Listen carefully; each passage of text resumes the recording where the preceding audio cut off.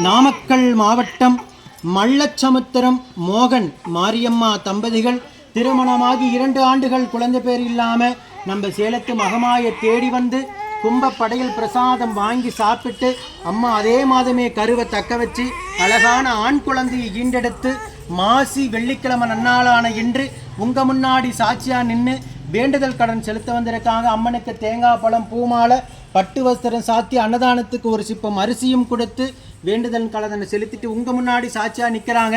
இந்த குழந்தை உடல் ஆரோக்கியத்தோடு வளர்ந்து இந்த சேலத்து மகமாய் எப்படி பேரும் புகழுமாக இருக்காங்களோ அதே போல இந்த குழந்தைய பேரும் புகழுமாக வளர்த்து அவங்க குடும்பத்தை கட்டி காத்து கரைச்சிட்டு நான் வேண்டிக்கிறேன். இந்த வீடியோ பார்க்கின்ற பக்த கோடி பெருமக்களாகி நீங்களும் வேண்டிக்கங்க.